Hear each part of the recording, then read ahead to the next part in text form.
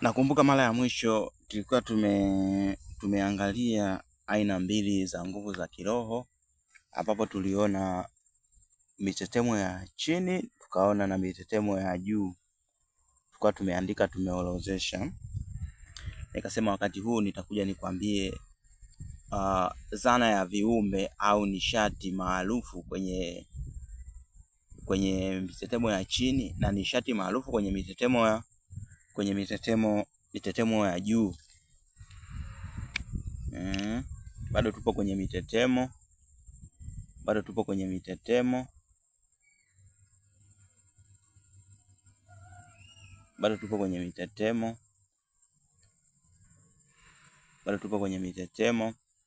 Tuliangalia mitetemo ya chini.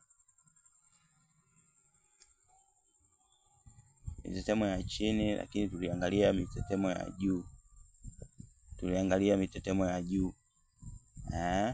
Wakati huu nilisema nitakuja nikuelekeze.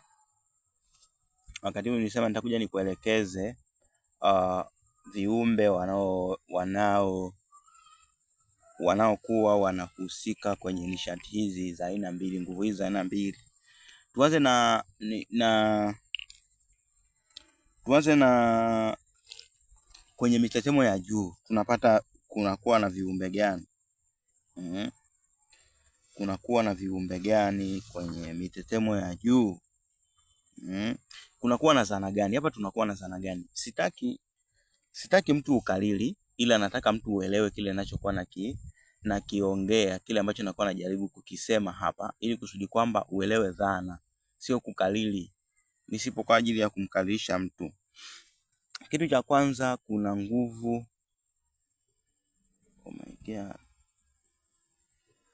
Kitu cha kwanza kabisa, kuna nguvu.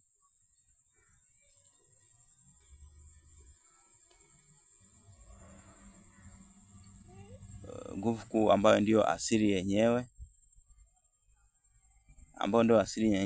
au katika vitabu vya dini wanarejelea, wanasema Mungu. Lakini kitu kingine katika mitetemo ya juu, wanarejelea, wanasema malaika, tuna malaika wakuu, zana ya malaika. Lakini hapa tuna zana nyingine, tunasema roho wema. Hapa tuna roho wema. Hawa wanakuwa ni viongozi, vile viongozi wa kiroho.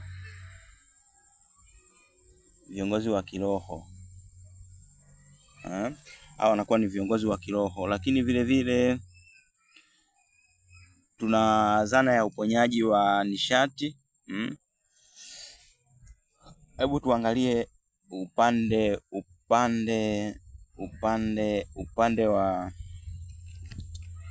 wa mtetemo ya chini, tunakuwa na zana gani? Mambo haya nayaongea, ni vizuri tu kayasikiliza. Tunapoondoka hapa utoke na kitu, kwa maana tunapoendelea huko mbele unaweza ukashindwa kuelewa baadhi ya vitu kutokana na kutokusikiliza ninachokueleza. Ninachokueleza hapa, unaweza usielewe. Kitabu hichi ni kikubwa. Kitabu kina kurasa takribani 356. 356. Hapa ninapoongea hadi saizi tupo kwenye ukurasa wa 12. Kwa kitabu hichi ni kikubwa, kimeandika maarifa mengi. Kwa twende taratibu tu, watu hawapendi video ndefu. Lakini kuna wengine wanapenda. Wanaopenda kitabu hichi nishakiongelea, kipo kwenye mtandao wa YouTube. Full kabisa. Ni kama saa 1 na dakika 30 na kitu hivi. Au dakika 40 na ngapi. Nilikuwa naenda karibia masaa 2 pale. Hebu tuangalie viumbe ambao au nishati ambazo zinahusishwa na mitetemo ya chini. Kitu cha kwanza kabisa tunasema majini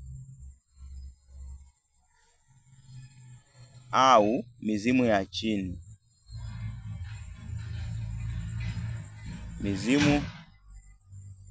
Mizimu ya chini. Kumbuka hapa nilikutajia roho wema.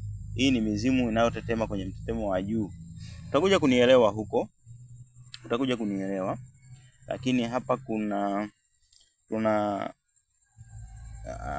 hapa tunasema kuna mizimu ya chini, lakini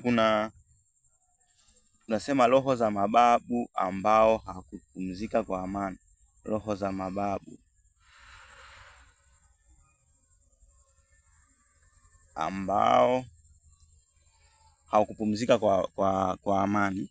Lakini vile vile tuna ile hali ya kukwama kimaisha, ile hali ya kukwama kimaisha, unakwama mpaka unahisi kukata tamaa.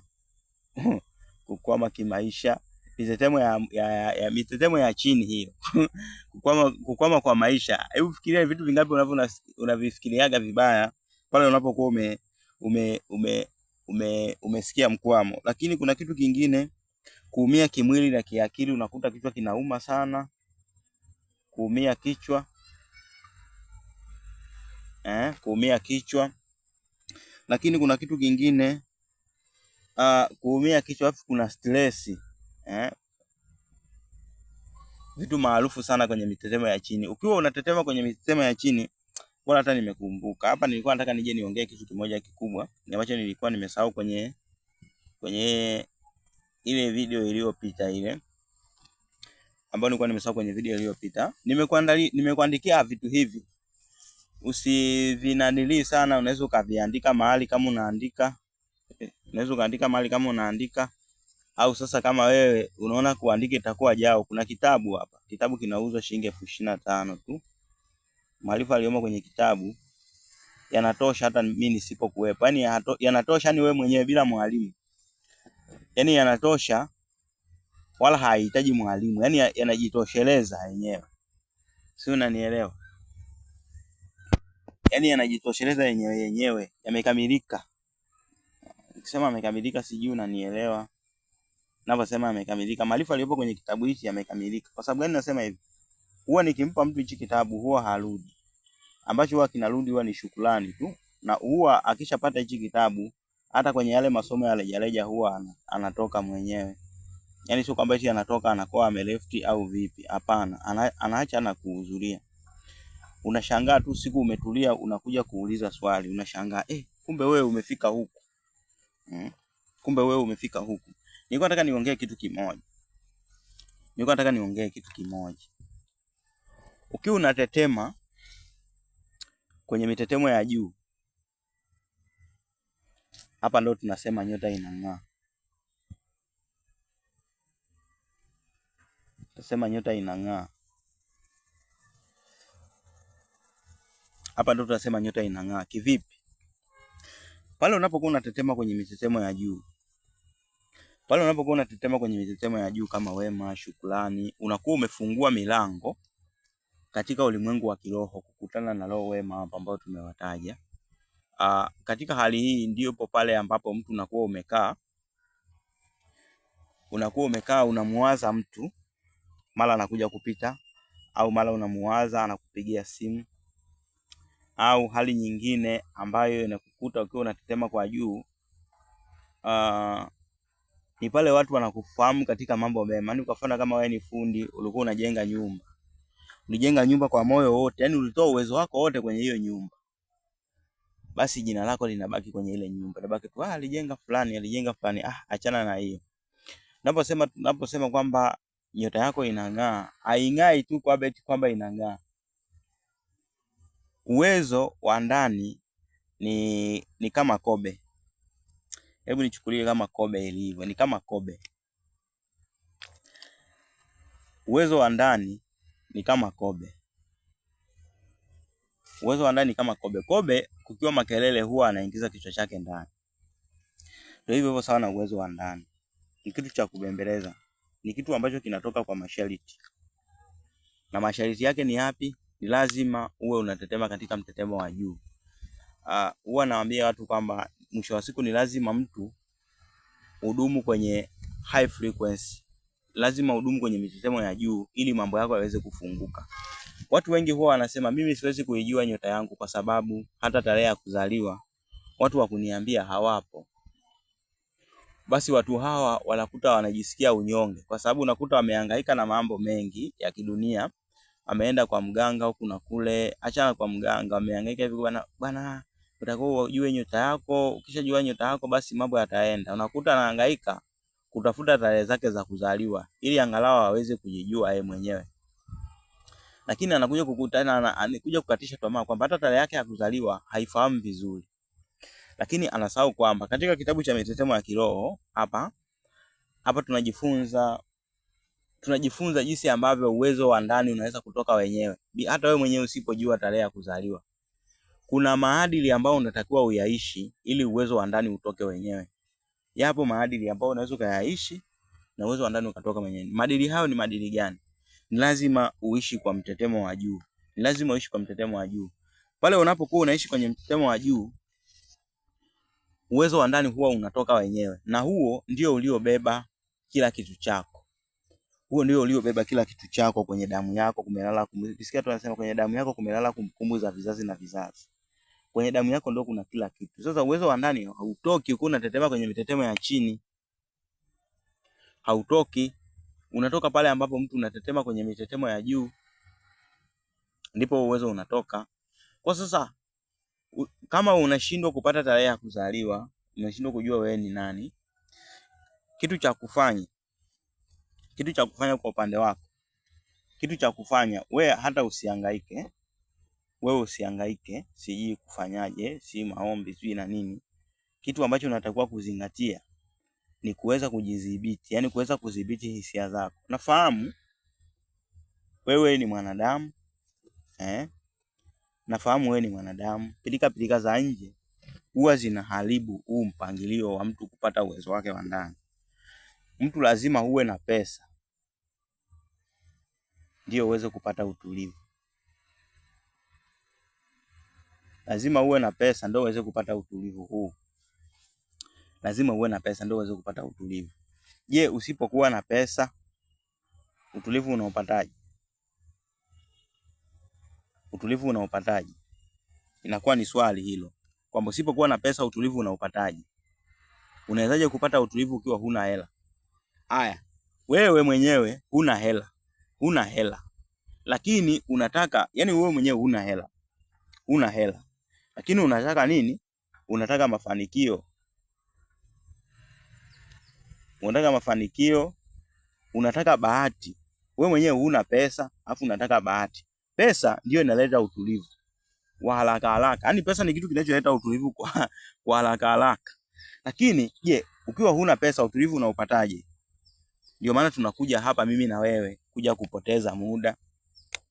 Unaweza kuona kama tunapoteza muda ili mtu uweze kupata utulivu hata usipokuwa na pesa. Kwa sababu utulivu ni hisia kama hisia zingine. Nakumbuka tulijadili utulivu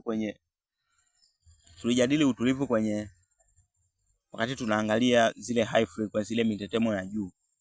Kwa hiyo utulivu ndio gharama kubwa sana ambayo itakufanikisha, itakupeleka wewe, itakuleta wewe kwenye mafanikio. Huko kwenye mafanikio, utulivu ndio utakuleta kwenye mafanikio. Sasa unawezaje kupata utulivu ukiwa huna pesa? Kitu cha kwanza, utaamka asubuhi una stress, sijui watoto wanadaiwa ada, sijui nyumba unadaiwa kodi, sijui nitakula nini. Katika mafundisho ya kiroho ambao mimi nakuwa nikiyatoa hapa, sheria ambayo inaweza kukusaidia, sheria ambayo inaweza kukufanyia maajabu pale unapodumu. Tuchukulie hata kwa mfano wa wiki moja. Kwanza hata wiki moja ni kubwa, hata siku 3. Ukidumu kwenye high frequency ni maajabu utayaona. Ukidumu kwenye high frequency inamaanisha nini? Lazima mtu uweze kupata utulivu bila pesa. Yaani ufanikishe hili ili uingie kwenye kuvutia pesa, ili uingie kwenye ili uingie kukutana na watu ambao watakupa connection za maana, ili uingie kwenye kukutana na watu wa thamani. Sasa mwingine ataenda kwa mganga kwa sababu ni kitu kigumu sana. Ni kitu kigumu sana kupata utulivu bila pesa. Kwa hiyo sasa mtu anabidi aende kwa mganga, aende akanunue mzizi wa kumpa utulivu wa kupata mawazo ya kibiashara. Watu wengi huwa wanaikosea na huwa wanajichanganya. Pale anapoenda kwa mganga au anapoenda kufanya maombi kanisani ya kufanikiwa katika nani, basi anakaa anajibweteka kwamba Mungu atafanyaje? Mungu ataleta. Wakati huo ama ameenda kutuma nia zake huko kanisani, au ameenda kwa mganga, ameoga dawa, amenuia, au mtu ameenda msikitini au kwa shehe amemsomea kisomo. Umeona kwamba kwa namna hii na hii na hii utafanikiwa. Basi yeye anafanya ile dawa, anakaa bila kujua kwamba ni lazima uwe na taaluma ya kupokea kutoka kwenye ulimwengu wa kiroho, kwa sababu taarifa itakuja kama mawazo, itakuja kama ndoto, au atakuja mtu kama mimi. Sasa kama una ile tabia ya kucategorize watu, yani wewe kwenye mzunguko wa maisha yako mpaka wale watu ambao unawafahamu ndio unawajibu vibaya. Lakini nikija mimi kwa mfano kama mgeni nakuja naongelea, unaleta habari gani bwana wewe? Wewe vipi bwana? Kwa hiyo mtu lazima uwe na taaluma ya kujua ujumbe. Kwa masawa, ulienda msikitini kuomba, ulienda kanisani kuomba, ulienda kwa mganga ukachukua dawa ukanuia kitu fulani. Je, unakipataje? Je, una hiyo taaluma ya kupokea ujumbe kutoka kwenye ulimwengu wa kiroho? Ni swali. Kwa hiyo huwa ni namna, kwa mfano kama kwenye kutafuta pesa, huwa ni namna za watu ambao hatuna pesa, tunajaribu kutafuta utulivu ama kwa kutumia dawa ama kwa kutumia dawa kwa mganga au maombi kanisani au dua kwa shehe. Umeona mambo kama hayo. Kwa ukiwa na kitabu hiki utajifunza moja kwa moja jinsi ya kukwepa stress, jinsi ya kukwepa mitetemo ya chini, jinsi ya kukwepa mitego ya watu. Kwa mfano watu wana mizizi ya kutafuta hela za chuma ulete sijui na nini. Sasa ile mizizi haijui mtu wenyewe, inashambulia yule mtu mwenye ni dhaifu. Yaani haijalishi yule mtu alikuwa anakuloga wewe au hakulogi wewe. Ila kama ukipita pale, kama kuna sehemu kumetegwa nishati fulani, wewe mwenyewe huna nguvu, au wewe mwenyewe uko kwenye unatetema kwenye mtetemo wa chini, takriban sawa na hiyo nishati iliyotegwa hapo, moja kwa moja inakunasa. Kwa hiyo tunajaribu kujifunza elimu hii ili tuweze kupata utulivu ambao utatupeleka kwenye kupata connection, kupigiwa simu za maana, kukutana na watu, kuweza kutambua jumbe za kiroho zinazotufuata ama kwa ndoto ama kwa mawazo ya ghafla. Ndio kitu ambacho tunajaribu kujifunza hapa. Na hii ni nani ya awali tu.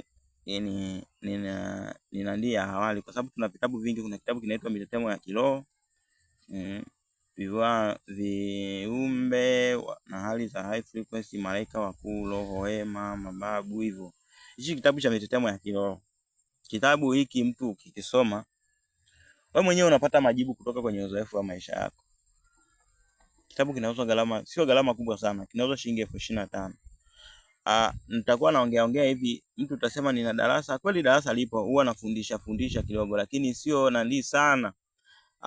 Shughuli kubwa inaishia pale ambapo mtu unakuwa na kitabu. Kisha kuwa na kitabu, ukakisoma kitabu mara 3.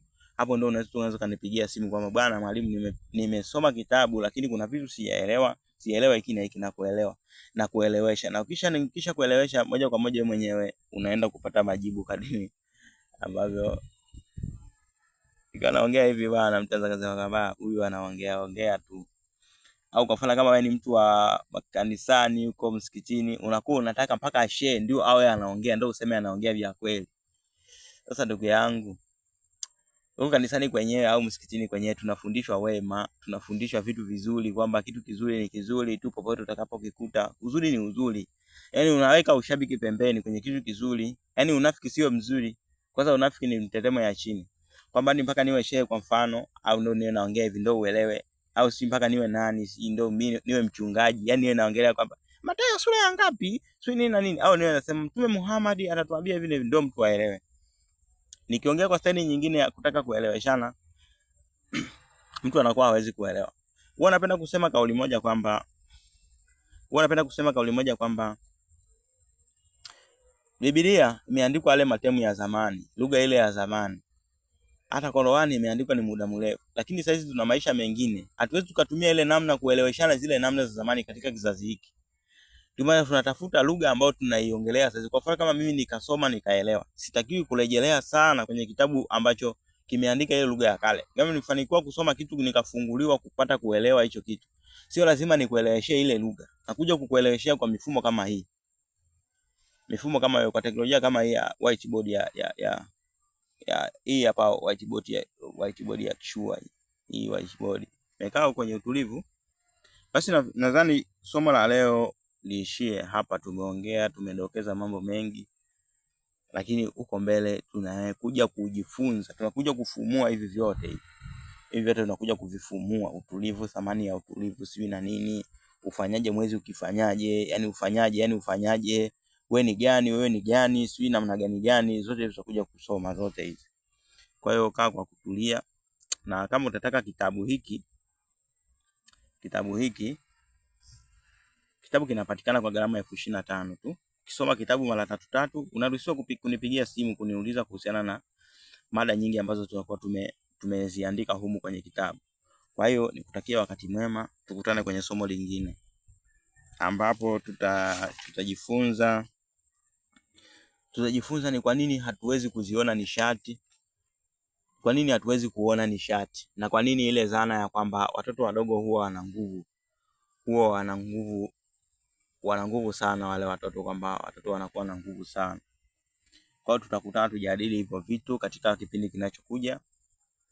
Kama ulikuwa hujanifollow, unatakiwa kunifollow, ila sio lazima, utakapojisikia. Ila ni muhimu, kama nimeongea kitu chochote cha muhimu, ni vizuri ukanifollow tu, sababu katika kunifollow, hata usiponunua kitabu, mimi mwenyewe nakuwa najisikia vizuri kwamba okay, watu wananisikiliza.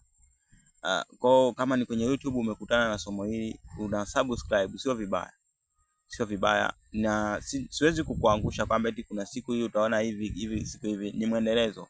Mimi nafahamu kanuni moja kwamba siwezi nikaa naongea hiki kesho nakuja kuongea hichi. Ndio maana nimekuja nimeandika kitabu, nimepangilia mambo kwa mpangilio, ili kusudi kwamba tunajifunza kwa mfululizo, hatua kwa hatua.